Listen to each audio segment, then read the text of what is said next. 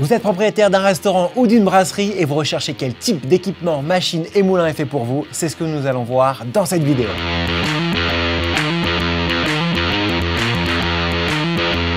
Alors Nicolas, tu connais mon attachement à faire en sorte que dans les métiers du CHR, on ait un meilleur café au quotidien, étape par étape. Est-ce que tu peux nous aiguiller? Moi, je suis restaurateur, voilà, je fais 50 à 100 couverts par jour. J'ai envie de savoir quel est l'équipement qui est adapté à mes contraintes spécifiques. Pour un restaurant de 50 à 100 couverts, je pense que l'idéal, c'est de partir sur une machine à café à 2 groupes, parce qu'elle permet donc de faire 4 cafés par 4 cafés. 50 à 100 couverts, ça veut dire que le restaurateur va devoir à peu près servir 80 cafés en fin de repas, parce que le taux de prise est à peu près de 80%. Donc ça va nous amener à faire ces 80 cafés en 3/4 d'heure, 1 heure. Une de groupe permet de le faire de manière très confortable et permet également d'assurer, de par sa technologie, des débits de vapeur pour faire quelques boissons lactées ou d'eau chaude pour faire des infusions et des thés sans aucun problème. Alors pour ma communauté, Nicolas, est-ce que tu peux nous expliquer dans la gamme Victoria Arduino quel est le modèle le plus adapté à mon restaurateur? Bien, je pense que dans notre gamme Victoria Arduino, il y a 2 modèles adaptés qui sont des modèles qui sont à technologie monochaudière. Ce ne sont pas des modèles très évolués en termes de technologie, mais qui sont très stables thermiquement. Ce sont soit la White Eagle de Victoria Arduino, soit l'Adonis, qui est encore un modèle que l'on vend beaucoup, qui est ancien mais très très emblématique de la marque, qui sont des beaux modèles de restauration avec des forts débits de café possibles, une belle stabilité thermique, tout en étant une technologie assez simple, donc d'un budget très correct. Si ma brasserie, mon restaurant fait un peu plus de débit, est-ce que je dois changer de machine? Alors, on peut assumer quand même un gros débit avec ce genre de machine. Chez Victoria Arduino, toutes nos machines, du début de la gamme jusqu'à la fin, sont quand même des machines gros débit. Donc, on peut garder une 2 groupes globalement jusqu'à des établissements qui font peut-être 150 couverts. Mais quand on va arriver sur des établissements plus gros, 200, 250, voire 300 couverts, triple brasserie, on ira vers de la 3 groupes parce qu'il va falloir faire, au lieu de faire 4 cafés à la fois, on fera 6 cafés à la fois. Et là, on aura un débit beaucoup plus important pour servir des cafés, souvent pendant des coups de feu. Et oui, ça c'est le problème du restaurant. Beaucoup de café en un minimum de temps. Maintenant, si on prend l'effet inverse, je suis un restaurant gastronomique ou bistronomique, mais en tout cas, petite capacité, alors on va dire 10 à 50 couverts, 60 couverts par service. Tu nous as dit que pour beaucoup de volume, il fallait avoir un 3 groupes. Est-ce que ça veut dire que peu de débit, je peux avoir un groupe? Il faut faire très attention à ça. Un groupe, ça peut être rapidement un faux ami. C'est-à-dire qu'elle sera compacte. Souvent, un groupe, ça fait 40 cm de large. Plus un moulin de 20 cm, on arrive à un petit module de 60. Mais le problème, c'est qu'on arrive à faire que 2 cafés à la fois. Et lorsqu'on a une table de 6 convives à servir, en faisant les cafés 2 par 2, on n'arrive pas avec un plateau de café suffisamment homogène en qualité. Donc souvent, on part plutôt sur une 2 groupes qui nous permet de faire un service de café de 4 ou 8 cafés homogènes en une seule fois sur une même tablée. C'est quand même beaucoup plus confortable et beaucoup plus qualitatif. On a parlé de la machine. Est-ce que tu peux nous aiguiller sur l'équipement qui est aussi essentiel pour avoir une bonne qualité en tasse? On parle du moulin. Finalement, souvent, on choisit sa machine, mais le moulin, bon, on n'y pense pas assez. Grosse meule, gros débit, ça c'est le moyen mémotechnique. Ouais. Est-ce que tu peux nous apporter un peu plus de connaissances là-dessus pour que on puisse aider notre restaurateur à bien choisir son moulin?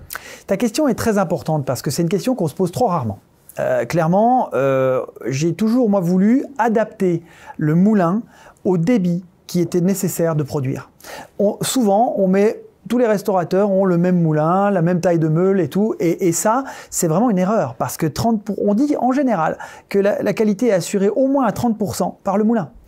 Si on a fait le choix d'un moulin avec des trop petites meules, trop petits diamètres, on se retrouve rapidement à avoir un café qui, dans le service, va évoluer vers une mauvaise qualité parce que la mouture change, les meules s'échauffent, se dilatent et on a un service du café qui est en train de baisser en qualité tout au long du service, qui finalement sera bon quand tout aura refroidi. C'est toujours comme ça que ça se passe. Donc dans ce cas-là, il faut prendre un moulin avec des plus grosses meules.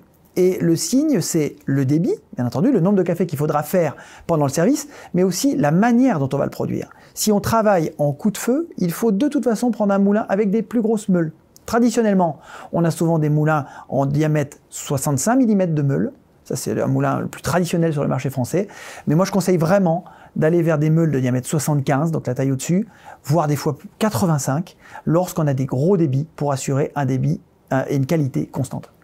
Tu veux dire que souvent, quand on est un établissement spécialisé, on veut avoir le meilleur équipement. Et puis quand on a un restaurant, on se dit que c'est pas la chose la plus importante, sa machine à café. Mais finalement, pour avoir une qualité qui est constante, qui est régulière, que l'on puisse vraiment donner la possibilité à notre client d'avoir un bon café de spécialité bien extrait, finalement, même dans un restaurant, il faut faire attention à son équipement. Je conseille même, moi, parfois, de prendre une machine peut-être d'une gamme un peu inférieure et donc d'un budget un petit peu inférieur à ce que le restaurateur avait en tête pour qu'il reste de l'investissement disponible pour le moulin. Et on a des fois des choix de moulins qui sont sur nos moulins haut de gamme Mythos, la gamme Mythos, qui est très connue de Victoria Arduino, qui est normalement un moulin plus dédié aux coffee shops de café de spécialité, qui sont choisis pour des bars ou des brasseries, parce qu'ils font une mouture de très haute qualité, associée à une machine, je dirais standard monochaudière, ça fait un café de très haute qualité déjà. Et ça, c'est un très bon choix. A contrario, sur des plus petits débits, on peut s'orienter vers des moulins plus économiques, qui sont chez nous le MDXS ou le MDJ, MDXS à meule de 65 mm, MDJ à meule de 75 mm, qui sont des moulins déjà de très bonne facture, silencieux, qui permettent de faire une très belle mouture, mais pour des débits un peu inférieurs à de la grande brasserie ou des choses comme ça. Il y a un sujet qui est super important quand on est dans un restaurant, pour l'avoir moi-même vécu quand j'ai commencé dans la profession, finalement, entre les salariés, on a un bon équipement, une bonne machine, un bon moulin, mais finalement, il y a quand même des différences d'un barista à l'autre, ou en tout cas d'un serveur à l'autre, en fonction de la technique de chacun. Est-ce que toi, chez Victoria Arduino, tu as un petit secret, un petit équipement qui nous permettrait de lisser cette problématique qui est souvent récurrente dans un restaurant? Oui, clairement, le point qui est vraiment crucial et qui peut faire varier la qualité du café, c'est ce qui se passe entre le moulin et la machine. Et c'est le tassage du café dans le porte-filtre. Et aujourd'hui, il existe un système qui s'appelle le puck press, qui permet de tasser de manière régulière et constante le café moulu dans le porte-filtre. Et ce système associé à un moulin qu'on appelle on-demand, mouture fraîche, et à une machine à café traditionnelle, permet vraiment d'automatiser, entre guillemets, la machine à café traditionnelle, donc pour avoir une qualité très constante. Donc finalement, on a la majeure partie des avantages sans avoir les inconvénients. Je m'explique. On a quasiment les avantages d'une machine tout automatique, puisqu'on a vraiment standardisé et automatisé le tassage, qui est le point crucial, sur une machine à café traditionnelle qui a quand même un taux d'extraction et une qualité en tasse résultante supérieure. Nicolas, on est d'accord que le standard de qualité pour avoir vraiment quelque chose de top, c'est sur le moulin, ce que tu as dit, le moulin on demand. Exactement. Le but du jeu, c'est d'avoir toujours la mouture la plus fraîche dans le porte-filtre, fraîchement moulu.